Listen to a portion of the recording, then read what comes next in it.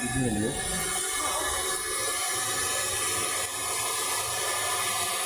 Ito po.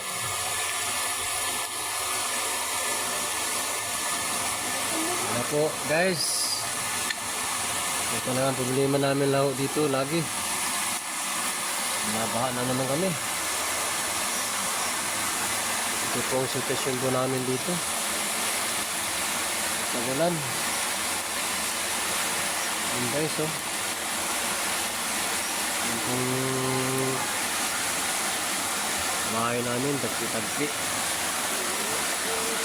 Pag yung bumabaha, ito na po. Lalo po kung malakas ang baha. Ito makakatawid.